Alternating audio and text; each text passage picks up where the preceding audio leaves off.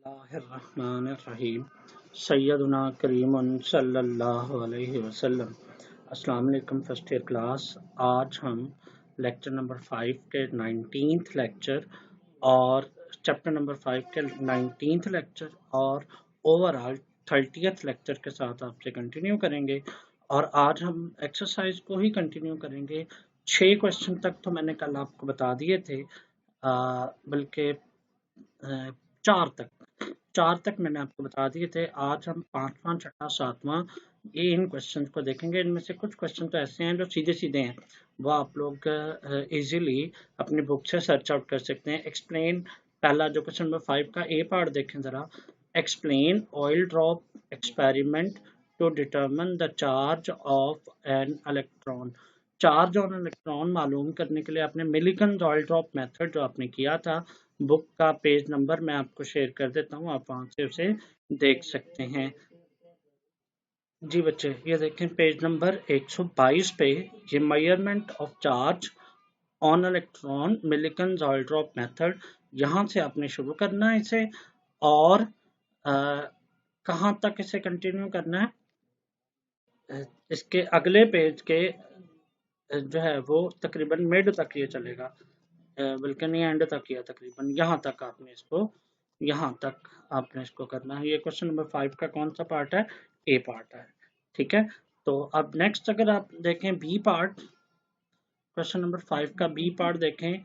What is J Thomson experiment for determination of E over M of electron. ये इससे पहले वाला है टॉपिक, इस टॉपिक से पहले वाला टॉपिक, ये सॉरी, यहाँ पर ये देखें, ये छोटा सा है, ठीक है, विद डायग्राम आपने इसको देखना है और इसको यहाँ से आपने शुरू करना है, ठीक है, और आई थिंक यहाँ तक लेके जाना है।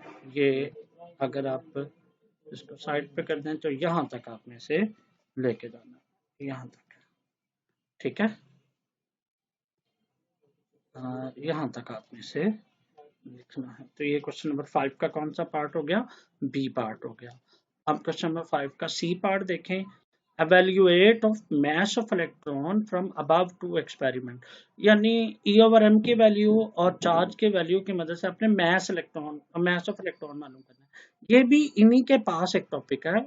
ये जो अभी आपने मिलिकन ऑयल ड्रॉप मेथड देखा है ना, उसके एंड में जो ये टॉपिक है, ये देखें, यह वाला, ये क्वेश्चन नंबर 5 का कौन सा पार्ट हो गया? C part, mass of electron. यहाँ से शुरू करना है आपने और इसे यहाँ पर या इससे अगला पेज देख लें। हाँ, बस सिर्फ यहीं तक है, पेज नंबर 123 के एंड तक आपने इसको वाइंड अप कर देना है, ठीक है। तो उसके बाद नेक्स्ट जो क्वेश्चन है, discuss the Chadwick experiment for the discovery of neutron. Compare the properties of electron, proton and neutron. यानी वो वाली प्रॉपर्टी देखने जो इनमें डिफरेंस रखती हैं और एक जैसापन रखती हैं, उनको भी आपने देखना है। इनकी प्रॉपर्टीज को भी देखना है, इलेक्ट्रॉन, प्रोटॉन और न्यूट्रॉन की, और न्यूट्रॉन की डिस्कवरी के लिए जो एक्सपेरिमेंट है वो भी आपने देखना है। तो ये सीधा सीधा क्वेश्चन है, ये है इससे पीछे डिस्कवरी ऑफ न्यूट्रॉन। ये पूरा एक्सपेरिमेंट कहाँ तक आपने करना है? यहाँ तक, और सॉरी, यहाँ सॉरी, आपने यहाँ तक करना है, यहाँ से शुरू करते हुए, ठीक है। एक तो हिस्सा यहाँ तक हो गया डिस्कवरी ऑफ न्यूट्रॉन, बाकी इनकी प्रॉपर्टीज देखें, इलेक्ट्रॉन, प्रोटॉन और न्यूट्रॉन। इलेक्ट्रॉन की प्रॉपर्टीज भी आपने पहले पढ़ ली हैं कि ये सिंपल सा क्वेश्चन है, मैं देख के आपको बताता हूँ, अगर आपको एक्सरसाइज से मिल जाए तो। नहीं है यहाँ पे, चलो आप लोग इसको जो है ना, इलेक्ट्रॉन, प्रोटॉन और न्यूट्रॉन की प्रॉपर्टीज। इलेक्ट्रॉन की प्रॉपर्टीज तो कैथोड रेज से आ जाएंगे, इसके ऊपर नेगेटिव चार्ज है और इसके ऊपर पॉजिटिव चार्ज है, ये न्यूट्रल है, यानी 3 लाइनें लगा लें, एक तरफ इलेक्ट्रॉन लिख लें, एक तरफ प्रोटॉन लिख लें, एक तरफ न्यूट्रॉन लिख लें। यानी आपने लिखना electron is a negatively charge particle, proton के नीचे लिखना है proton is a positively charge particle, neutron के लिए नीचे लिखना है कि neutron is a neutral particle, ठीक है। तो यहाँ पे आपने लिखना है मास of electron is 1836 times smaller than that of proton and 1842 time smaller than that of neutron. Proton का मैथ आपने इसके बारे में लिखना है कि इनके वैल्यूज लिख सकते हैं आप, चलें ये ज़्यादा बेहतर है, इनके वैल्यूज लिख सकते हैं प्रोटॉन के मैसेज की, ठीक है। इसका है 9.1 × 10⁻31 प्रोटॉन का किलोग्राम में मैस, और टेबल है यहाँ पे, वो देख लीजिएगा।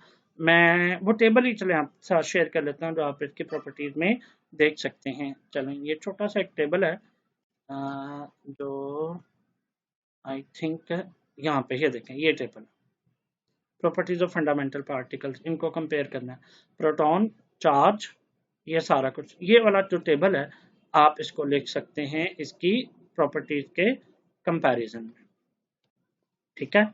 यहाँ से शुरू करना है और इसको यहाँ तक लेके जाना है, ठीक हो गया।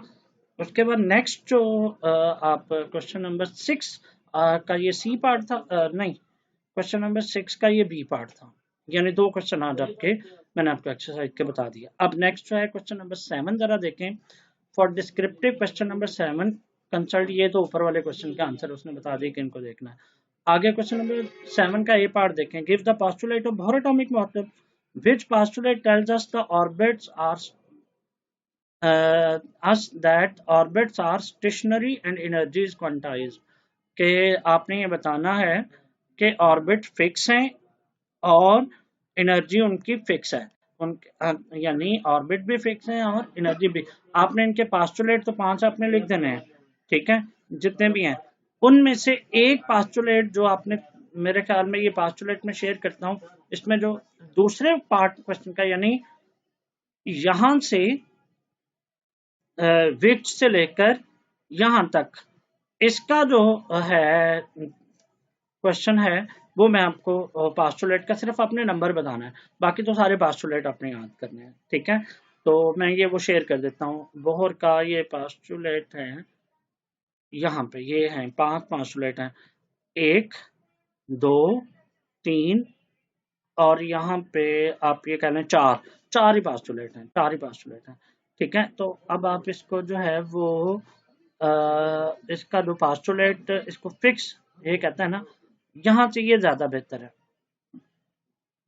ठीक है, बल्कि पहले वाला भी है और दूसरे वाला भी है, ये ज्यादा बेहतर है, ठीक है। फिक्स एनर्जी और ये 2 पास्टुलेट हैं, पहला और दूसरा। आपने कहना first 2 postulate tells us that orbits are stationary and energy is quantized, ठीक है। उसके बाद क्वेश्चन नंबर 7 का बी पार्ट अगर आप देखें तो इसमें drive the equation for the radius of nth orbit, ये आपने कैलकुलेट की थी यूजिंग बोहर मॉडल, ठीक है। ये मैं आपसे वो शेयर करता हूँ बुक का पार्ट जो मैंने, जहां से मैंने आपको पढ़ाया था, फिर आपको ये समझ आ जाएगा।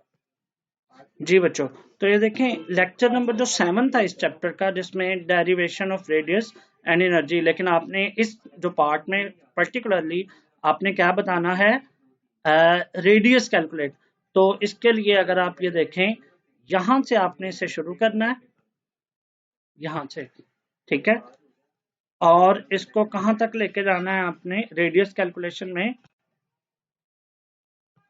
इसको नीचे करूं तो रेडियस कैलकुलेट करने का जो एक्सप्रेशन था, जहां पे आपने भी सारा कुछ खत्म करके, आई थिंक यहां तक है, यहां तक, यानी ये जो 2 लेक्चर थे ना, लेक्चर सॉरी एक ही लेक्चर था, लेक्चर 7 जो इस पर मुश्तमिल था, आप लोग अपने लिंक्स को देख सकते हैं, वहां से फिर आप लोग लेक्चर 7 को एक दफा फिर से रिवाइज कर लीजिएगा, ताकि आपको पता चल जाए कि ये क्या था रेडियस कैलकुलेशन जो आपने की थी। नेक्स्ट आगे देखें तो ये क्वेश्चन नंबर 7 का जो सी पार्ट है, how does above equation tales us that, क्या बताती है, radius is directly proportional to the square root of the number of orbit। ये आपने बताना है, यहाँ पे ये आपके पास रेडियस कैलकुलेट करने का जो फॉर्मूला आपने कैलकुलेट किया था, यहाँ पे ये देखें r is equal to 0 point, बल्कि ऊपर होना चाहिए वैसे,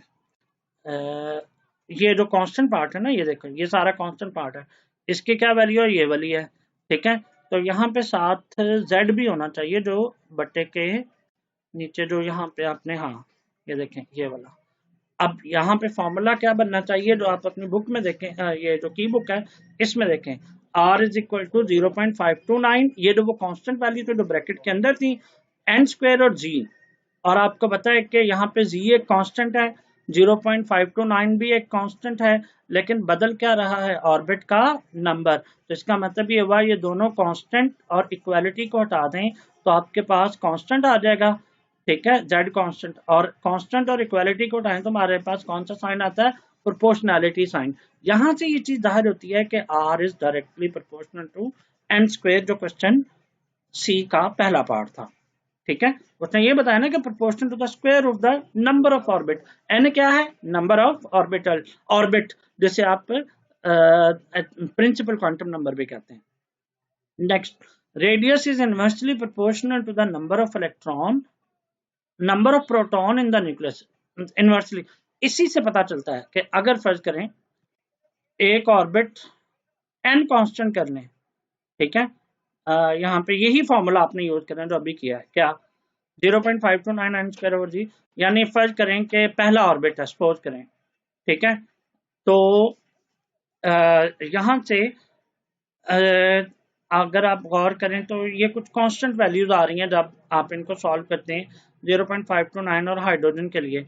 यहाँ से आप ऐसे ऐसे कह लें कि फर्ज करें इसको जो पढ़ते हैं, मैं वहां से आपको शुरू से पढ़ के बता देता हूँ कि इसने क्वेश्चन को कैसे अटेम्प्ट करने की कोशिश की है। सेकंड पार्ट है, ये देखें, बोहर इक्वेशन ये है।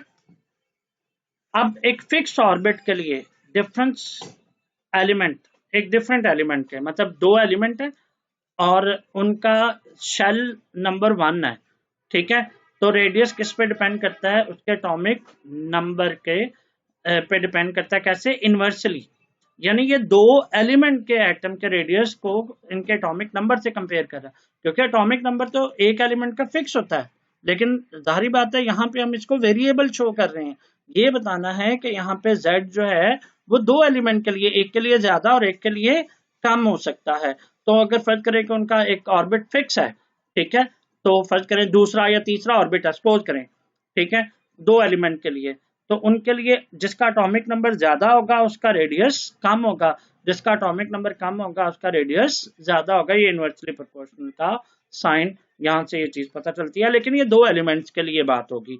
अच्छा, ये जो ऊपर वाला पैराग्राफ है यहाँ तक, ये सिर्फ एक एलिमेंट के लिए बात होगी यहाँ तक, ठीक है, क्योंकि जिसके लिए z आपने 1 ले लिया, कांस्टेंट कर लिया, लेकिन यहाँ पर हम लोग z को दो एलिमेंट के लिए कंसिडर करेंगे, इसीलिए दो एलिमेंट्स के लिए ये रेडियस जो है वो एटॉमिक नंबर के क्या होता है, इनवर्सली प्रोपोर्शनल होता है। बाकी करने की जरूरत नहीं है, बस यहाँ तक कि आपने वो जो पहला वाला जो जहां तक आया आपने किया और यहाँ तक इसको भी यहाँ तक करना है, बाकी ये कैलकुलेशन करने की जरूरत नहीं है, ठीक है।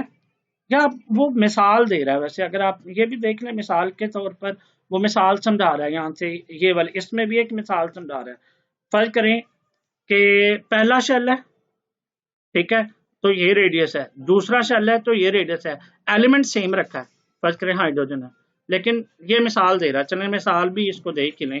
क्या कह रहा है, कह रहा है कि एटॉमिक नंबर एक है, एक फिक्स एलिमेंट है, एक का पहला शेल है, दूसरे का मतलब उसी का दूसरा शेल भी है।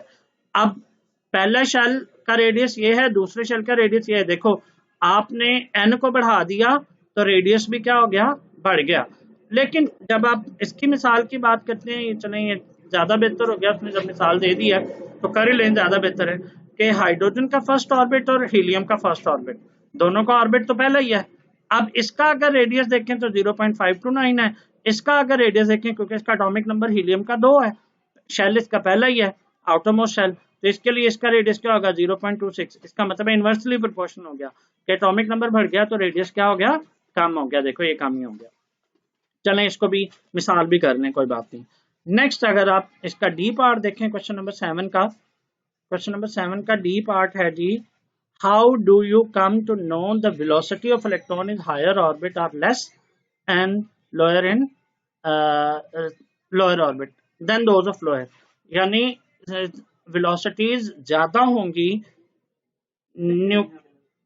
Velocities of electron of higher orbit are less, यानी ऊपर वाले ऑर्बिट में वेलोसिटी कम होगी और नीचे वाले ऑर्बिट में वेलोसिटी ज्यादा होगी।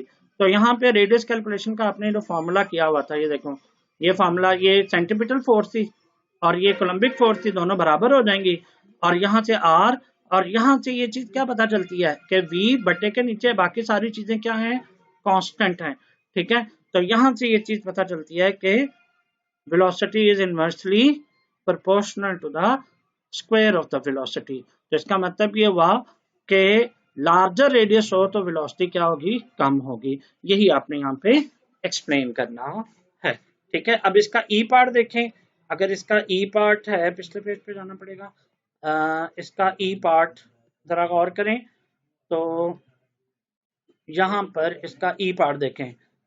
Justify that the distance gap between the different orbit goes on decreasing. हाँ, ये वो जो आखिरी पोर्शन था ना, आपने यहाँ पे ये जो क्वेश्चन किया था, ये वाला जो मैंने यहाँ से लेकर बाकायदा कैलकुलेशन के साथ समझाया था, ये R1 R2, यहाँ से देखें ये डिफरेंस जो है R1 और R2 में, R3 और R2 में, और R4 और R3 में, R5 और R4 में। तो ये जो डिफरेंस है देखो कम होता जा रहा है, और ये वैल्यूज आपने इसी तरह लिख के प्रूव करते जाना है और यहाँ पे लिख देना। तो मेरा ख्याल है इस क्वेश्चन का आंसर भी हम की बुक से देख लेते हैं क्या है, फिर उसके बाद आप इसको देख सकते हैं। ये ई पार्ट है, ये वाला पोर्शन देखें जरा। उसने यहाँ पर आपको बताया भी है, for hydrogen atom we can calculate the radius, पहला रेडियस, दूसरा रेडियस, तीसरा रेडियस, तीसरा, फिर इनमें डिफरेंस, जो मैंने अभी वो करके दिखाया है, सेम वही काम यहाँ पे उसने करके दे दिया है। और फिर यहाँ से ये पता चलता है कि एनर्जी गैप क्या होता जा रहा है, बढ़ता, सॉरी, इनके दरमियान गैप ज्यादा होता जा रहा है। देखो पहले और दूसरे के दरमियान गैप 1.58 का, दूसरे तीसरे के दरमियान 2.65 का, तीसरे और चौथे के दरमियान 3.7 का है। तो इसका मतलब है गैप बढ़ता जा रहा है ना, तो यहाँ से यही चीज साबित करनी थी। ठीक है, तो 17 मिनट का लेक्चर हो गया है। पहले भी आपके लेक्चर लंबे हो रहे हैं, तो मैं आज के लेक्चर को यहीं पे वाइंड अप करता हूँ। अब क्वेश्चन नंबर जो 8 है वो एनर्जी के हवाले से है। क्वेश्चन नंबर 8 में मैं आपको देख लेता हूँ, अगर तो मजीद करवाने वाला काम कम हुआ, 22-23 मिनट में खत्म हो गया तो मैं कर दूंगा, वरना फिर इसको आज तक इतना ही रखेंगे। जी बच्चों ये देख लें, मैं इसको देख लेता हूँ, अगर तो ये थोड़ा सा कम हुआ तो मैं इसको देखें। पहले तो आपने बताना है ये क्वेश्चन, चलें यहाँ से आगे। इसमें आप लोगों ने ये सारी चीज़ें बतानी है, पोटेंशियल एनर्जी नेगेटिव क्यों है, और फिर चलें ये क्वेश्चन भी हम कर लेते हैं, थोड़ा सा ही है, जल्दी हो जाएगा काम। क्वेश्चन नंबर 8 में, drive the formula for calculating the energy of electron in nth orbit using Bohr model keeping in view the formula explain the following।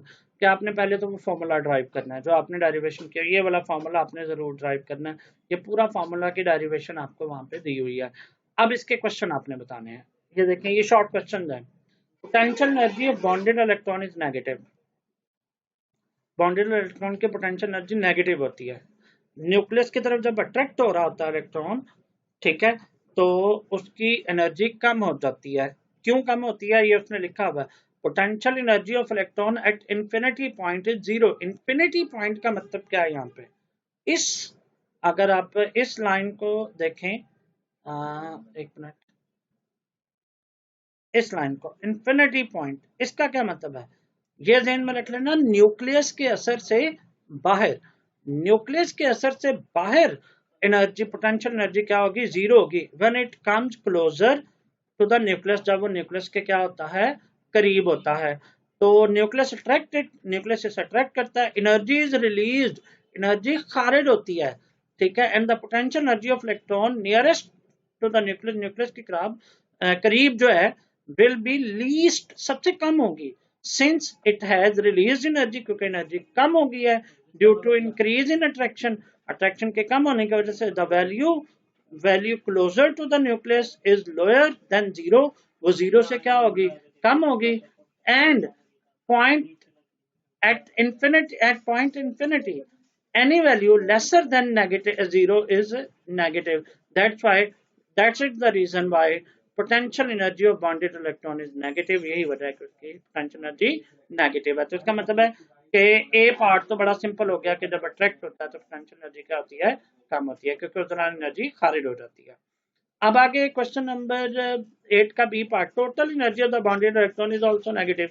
ये क्यों नेगेटिव होती है, पोटेंशियल एनर्जी तो नेगेटिव होगी, ये क्यों नेगेटिव होती है, देखें, since total energy is the sum of potential and kinetic energy, hence the value will also be negative because one adding value is negative। जब एक एडिंग वैल्यू नेगेटिव हो जाए, ठीक है, तो ये देखें किसी भी ऑर्बिट में energy kinetic energy plus potential energy, और यहाँ पे उसने नेगेटिव वैल्यू शो की हुई है कि एक एडिंग वैल्यू क्या है, प्लस माइनस माइनस, और पोटेंशियल एनर्जी अगर ज्यादा हो जाए, ठीक है, तो सॉरी ये पोटेंशियल एनर्जी की वैल्यू नेगेटिव में है, तो इसका मतलब है कि एक प्लस की और एक माइनस की, जब दोनों को प्लस करेंगे तो ओवरऑल जवाब किस में आएगा, माइनस में आएगा, क्योंकि पोटेंशियल एनर्जी हमेशा काइनेटिक एनर्जी की निस्बत वैल्यू में ज्यादा होती है, ठीक है। अब अगर आप सी पार्ट देखें तो सी पार्ट में ये क्वेश्चन है, energy of the electron is inversely proportional to the n square but energies of the higher orbit are always greater than those of lower orbit, ठीक है। यानी इस क्वेश्चन का मतलब क्या है, पहले इस क्वेश्चन को समझ लें। क्वेश्चन क्या कहता है, energy of electron is inversely proportional to n square, shell के नंबर के इनवर्सली प्रोपोर्शनल है, नहीं ऐसा तो नहीं है, क्यों इनवर्सली प्रोपोर्शनल नहीं है, n स्क्वायर के माइनस के इनवर्सली प्रोपोर्शनल है, माइनस में जितनी रकम छोटी होती है उतनी क्या हो जाती है, बड़ी हो जाती है। अब ये मैं वैल्यूज के साथ आपको समझाने की कोशिश करता हूँ। यहां से बाजारन पता चल रहा है कि बटे के नीचे है, लेकिन इसके साथ ये देखो ये नेगेटिव भी है, नेगेटिव भी है, तो this equation shows that energy is negative inverse of n, ठीक है। तो greater the value of n in the above equation will give the smaller negative value of energy।